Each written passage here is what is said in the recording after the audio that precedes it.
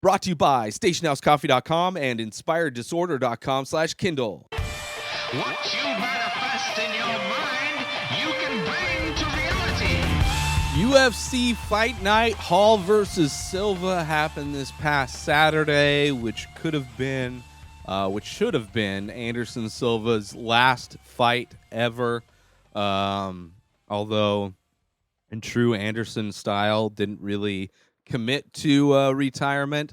But it was clear as soon as he got clipped by Uriah Hall on the chin, he went down and almost got finished in the third.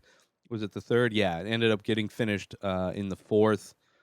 Just, it's stressful. Still stressful anytime Anderson Silva fights, even in these later fights where it's clear that he's at the tail end of his career. Still very stressful because you never know. Anderson can always throw up something. And Uriah Hall, not necessarily the most confident. He tends to be. He has a lot of talent, but mentally tends to hold himself back. Although he did better than Israel Adesanya. Adesanya went to a decision. Never really connected that much. I don't think he ever knocked Silva down or really had him hurt, whereas Hall finished him. And that was the last Silva fight. Dana White at the end, the post-fight press conference, he was talking about how he shouldn't have let him fight, even though, let's see, did he fight anybody between Adesanya and, Jared Cannonier, which that was, he was finished with the leg kicks in that one.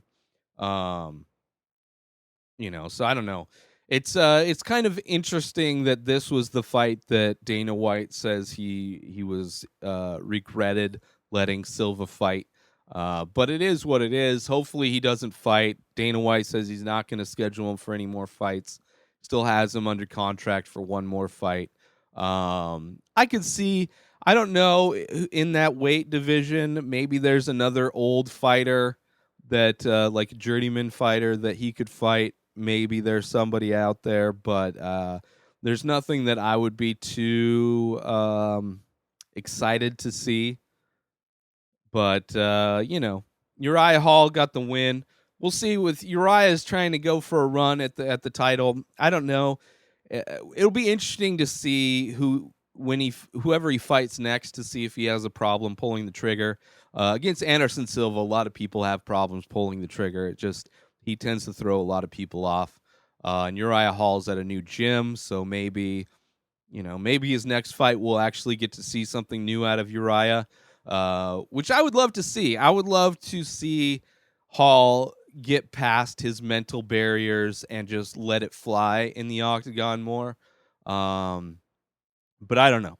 It's hard. He's a tough guy to be a fan of because you never know who's going to show up. And there's just fighters like that. Like even Cowboy Cerrone, who's one of the most fan favorite fighters. Sometimes he doesn't show up to fights, and he'll admit it as well. The co-main event was awesome. Bryce Mitchell finally got his camo shorts against Andre Fili. Fili probably had the best defense. Really made it hard for Mitchell to get anything really sunk in. He was able to scramble and kind of defend a lot. So it was a lot of grappling, changing positions. Mitchell pretty much in control the entire time. Not a whole lot of stand up. Although even when it was standing up, Mitchell was able to connect on a lot of punches. So good win for Bryce Mitchell. Apparently he had a anti-mask statement to let everybody know in the post-fight press conference. I didn't listen to it. I'm not surprised that he's an anti-masker. Not a whole lot of education, not a whole lot of science education going on in the backcountry. Despite how amazing he is at grappling and submissions and fighting in general, anybody going to Bryce Mitchell for scientific or health advice, you're already making mistakes. So anyway, but good win for him. We'll see what's next in the featherweight division. As he keeps beating people. But yeah, good win for Bryce Mitchell. Greg Hardy, just gassed after during the first round. Both of these guys, Maurice Green, not the most impressive guy. He won his last fight because the other guy got exhausted and just tapped out. Not to any submission, just kind of was gassed out. I was thinking that might happen again. If Maurice Green would have been able to get a takedown on Hardy, I would imagine Hardy would have tapped out to almost anything because he was so gassed. Almost didn't make weight for the heavyweight division. Almost broke a record there, being the first heavyweight to not make weight. But he was able to make it. But yeah, still overrated. No fouls in this fight. But he didn't really fight a very difficult person to fight. So we'll see. We'll see what happens with Greg Hardy when he actually starts fighting real competition in the heavyweight division. But if his cardio is like that, he's not going to get anywhere. He's not going to get anywhere. He's going to get just destroyed. Just I don't even know if he's fought anybody ranked yet. But we'll see what happens. Not a fan. He's not showing me anything to be a fan of. But it is what it is. Kevin Holland, on the other hand, still amazing to watch. He had a really fast finish over a newcomer who fought him on short notice, but got injured in the fight. Kevin Holland was looking good though. Bobby Green, a little bit too much. Like he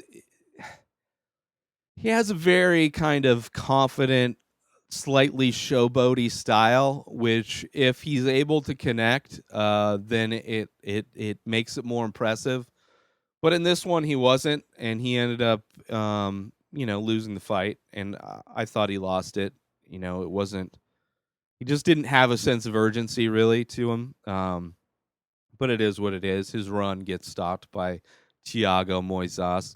Alexander Hernandez looked great, super fast. He's in a new gym, I guess. But he looked great. Had a quick KO. The whole prelim card was full of quick finishes, mostly KOs and TKOs, one submission.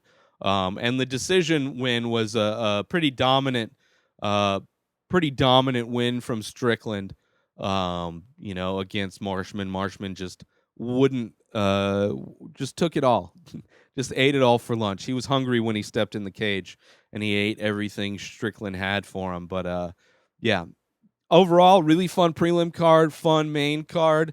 Hopefully Anderson Silva retires. But we'll see. We'll see. Some of these guys are just stubborn and want to ride it out until the very end. Next week, UFC Fight Night, Santos versus Teixeira for the light heavyweight, potentially title eliminator. I would imagine one of the two. Although Israel Adesanya just got booked against Blachowicz, no date specifically scheduled yet, but Thiago Santos versus Glover Teixeira should be a great fight. I'm looking forward to that one. I would imagine Santos gets the win, just a younger, fresher fighter, despite Teixeira on a run. But he is the older fighter, taking a lot more damage. So we'll see. We'll see. It should be an amazing fight, nonetheless. Andrei Arlovsky, still in it against Tanner Boser. We'll see what happens. Andrei Arlovsky is another one of those guys. He has moments where he looks good, but overall, he's just like he's getting kind of weathered and just it's tough to watch.